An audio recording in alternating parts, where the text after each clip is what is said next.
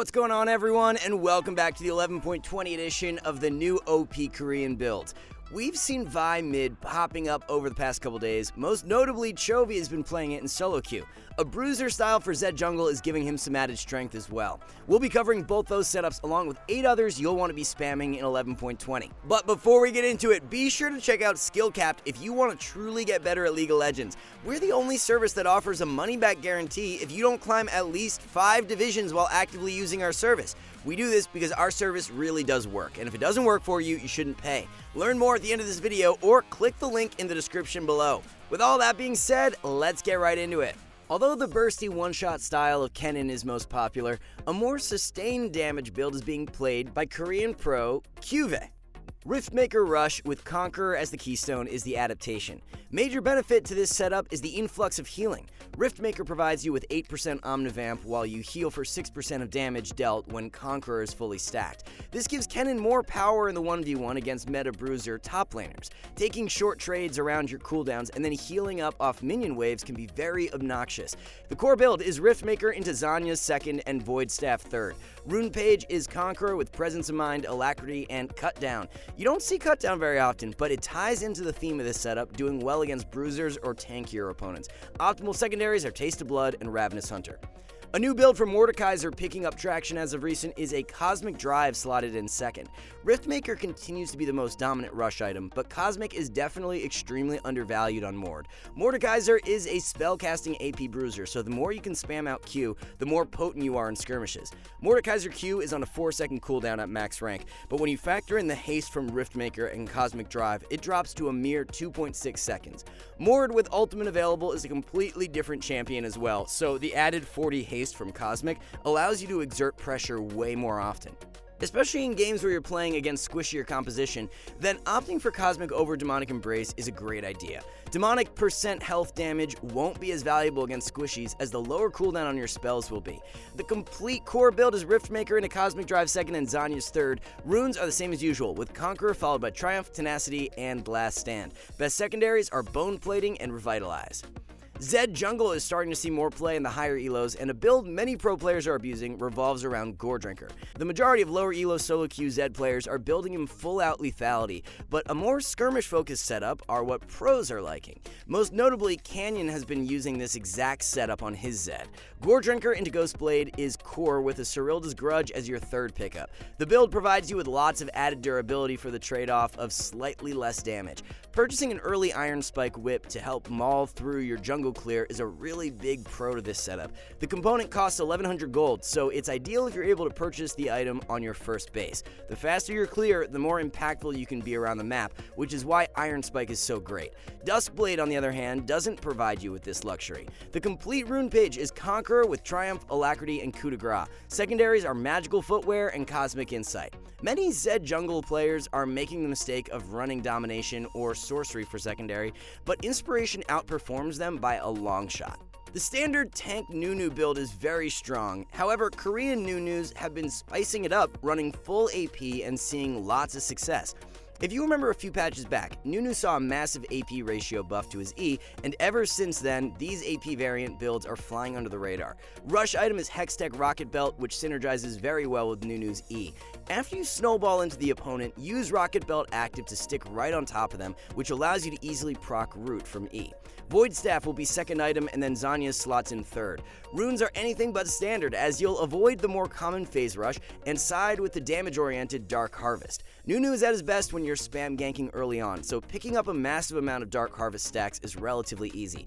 Once you've got Harvest stacked, your one-shot power with Snowball into E and Ult will take care of squishy targets. To round out primaries, grab Cheap Shot, Eyeball Collector, and Relentless Hunter. Secondaries are all about maximum movement speed, so Celerity and Water Walking are the way to go. It really wouldn't surprise us if Gore Drinker is nerfed in the coming patches, as high elo Qiyana players are even abusing it in 11.20. Gore Drinker Rush into the equally as broken Ghostblade 2nd is such a disgusting 2-item spike right now. 95% of solo queue Qiyanas are building full lethality though, so look to try out this build if you haven't already. Cyrilda's Grudge will be your 3rd purchase, as it's become a staple on many of these assassin picks ever since it was buffed. We mentioned how an early Iron Spike Whip pickup helps enable Zed jungle, and it's equally as impactful for Qiyana mid. Qiyana wants to be as active around the map as possible, so the stronger your wave clear, the better. Once you've got Ghost Blade, the combination of being able to insta-pop waves and rotate with insane movement speed is exactly what you want for solo queue. Another underrated aspect of this setup is the ability haste it provides. 20 from Gore Drinker and Grudge, 15 from Ghost Blade, and another 20 from Lucidity Boots tops you off with 75 in total. Absolutely incredible as to how much value you're receiving out of these three items. The rune page is Electrocute with Sudden Impact, Eyeball Collector, and Ravenous Hunter. Presence of Mind and Last Stand are the best secondaries. For a quick question of the day, what rating would you guys give the new World song out of 10? Burn It All Down is the song name and was just recently released, so anyone who hasn't heard it should check it out. The animation for the video is incredible as per usual, which makes watching it worthwhile even if you're not a fan of the song. Song definitely has that hype element you're looking for though, and for that reason, I'd give it an 8 out of 10. Be sure to drop your rating down in the comments below, and let's move into our next build.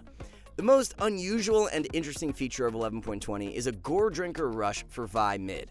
One of the best mid laners in the world, Chovy, has been experimenting with the pick in solo queue. In the limited amount of stats there are, Vi is having great success into meta picks like Yone, Yasuo, and Katarina. The point-and-click lockdown from Ultimate allows her to annihilate those champions at level 6. The AoE wave clear from E is another factor that enables Vi mid. An early Iron Spike Whip pickup combined with E and Q allows you to effortlessly clear waves. Take note of the ability max as Chovy puts 3 points into E and then proceeds to max Q. This makes a lot of sense as you want early points in E to help with harass and shove, but once the laning phase comes to an end, lower cooldown on Q is more impactful. Core build is Gore Drinker and Hysteric 2nd and Gargoyle Stoneplate 3rd. Runes are Lethal Tempo with Presence of Mind, Alacrity, and Last Stand. Second Wind and Unflinching are what you'll run for secondaries. Over the past couple patches, a build becoming increasingly popular that's still very underrated is Gale Force on Tristana. Play rate of the build has doubled from 10 to 20% as of recent, and it's winning 2% more than Kraken Slayer. Both Kraken and Gale Force have their place. However, Gale will suit you better against squishier or skill shot reliant comps. The sheer one-shot power on Gale Force completion with Tristana allows you to run away with an early advantage. Lanes where you're ahead early, opting for Gale over Kraken will allow you to accelerate and pick opponents out from a very far range. W into Gale Force active covers a ton of real estate, which will catch the enemy off guard more often than not. Second item can be Phantom Dancer or Storm Razor. Storm Razor gives you ultimate kiting and pick power, while PD provides maximum DPS. Round out the core build with Infinity Edge or Rapid Fire Cannon. Runes are Hail of Blades with Taste of Blood, Eyeball Collector, and Ravenous Hunter. Run Presence of Mind and Alacrity for secondaries. Blade of the Ruined King is the rush item leading to the most success on Twitch for 11.20. 23% of Korean Twitch players are abusing the build, while only 6% have caught on in other regions. In games where the enemy comp has a bunch of bruiser champions, then combining the percent health damage from Blade with the true damage from Kraken is the ultimate shredder. Lifesteal from Blade is a nice perk too, as you have the ability to remain on the map and heal up if you're chunked out. Being able to purchase an early Vamp Scepter also helps a ton with your early laning phase. Constant sustain to survive more difficult lanes, so you can scale into your godlike mid to late game is vital. Hurricane is way too good to pass up on as a core component, so you'll look to slot it in second. Round core build out with a Kraken Slayer third. Press the Attack is by far the most popular keystone over in Korea, followed by Presence of Mind, Alacrity, and Coup de Grace. For secondaries, grab Free Boots and Biscuits. Everyone's had the pain of dealing with AP Maokai support at one point this season, but a tankier setup is what's giving him the most strength for 11.20.